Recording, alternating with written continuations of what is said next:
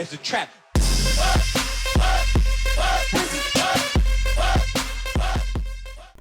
What is up, guys? Alp27HD here, bringing you another player review from this week's Team of the Week.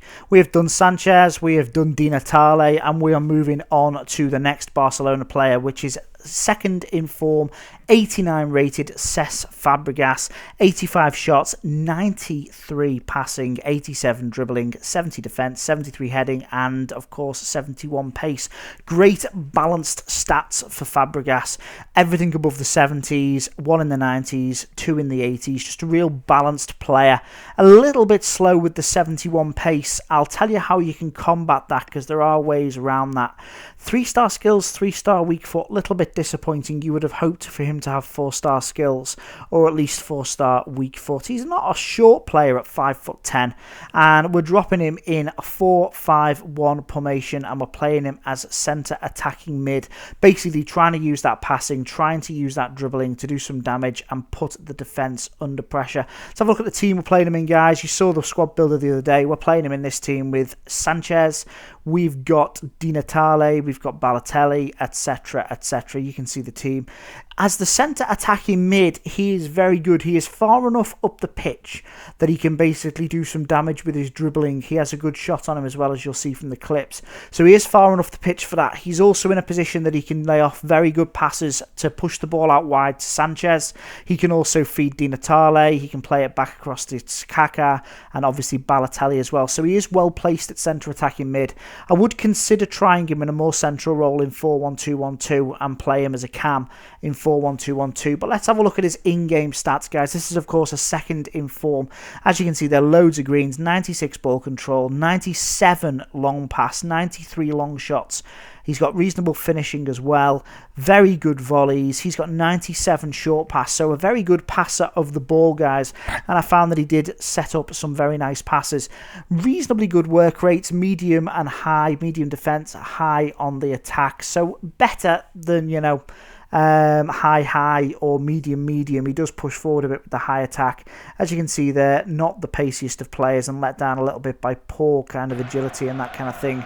But what he does have is a killer pass, as you can see there. Just plonks it on Sanchez's foot, allows Sanchez to put the ball over the top. And Di Natale, of course, finishes very, very easily. You'll see in this next clip, he has devastating dead balls. Look at that in-swinging and just sets him up, no problem at all. His dead ball situation is fantastic from a crossing point of view. So you use him for your corners, use him for putting in those long free kicks, that sort of thing.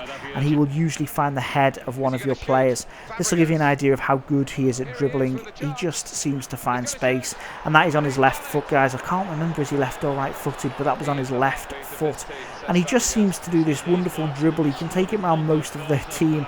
As you can see, 2 players in there, just cuts inside and uses that left foot and just bypasses the keeper completely. You'll see once again here, guys, making a little space, using the dribbling, just cutting in and out, manages to retain possession and thumps it home from a good, 20-25 yards, something like that. And of course he is a little happy bunny and does a little bit of a flip. But is he better than his first in form? Is he better than his non-in form? I didn't find a massive difference, similar to Di Natale, between his first in form, his 88 version, and his second in form. As you'll see here, guys, he's well outside, gets past one, gets past another, gets past another, and he's just, they have no idea where he's going, and eventually finds himself in a perfect position and finishes again with that left foot. He seemed to be able to do that with most of the games I was playing at. He seems to just find space.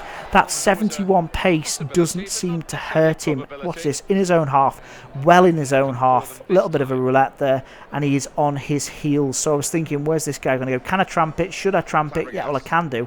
But what's the point when you can just do that? And that is a beautiful right-footed, accurate finish.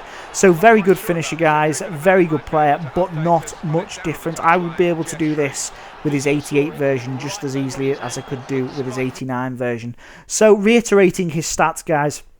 Big stats to look at is your 93 on the passing, 85 on the shot, 87 on the dribbling, and obviously the supporting stats are also in the 70s, which is very nice. It means that he hasn't got anything that is plummeting down. He does occasionally be able to nip the ball off them with them reasonable defensive stats. Let's have a look at his pros, guys. So his pros are insane dribbling, and I mean, it is really, really good. The dribbling makes up for the 71 on the pace. A lot of people say FIFA is a pace game, and they would be 100% right, but his dribbling does make up with it. He has a very accurate pass on him, guys. He can pick out those pinpoint passes, and he also has a very, very good shot, especially given the fact he only has 3-star weak foot. He does have an excellent shot on him. Let's have a look at his cons, guys. He is very little different to the first in form, and he is slow for a centre forward stroke centre attacking mid. I liked his dribbling. I liked the fact that it would compensate for his pace, but I would rather have a player that had excellent dribbling and good pace as well. And that is the reason we're giving him an 8 out of 10, guys, because essentially you're better buying the 88 version. The 88 version, I did believe, was a massive step up from his non-inform, but I don't think the 89 version is much of an improvement on the 88. They seem to do this a lot at the moment, EA. They don't seem to boost the players massively, and it does tell that there is very little difference. And is there any point in you paying a couple of 100k more for a player that is essentially the same as his 88 version? In my opinion, that is why he is getting 8 out of 10.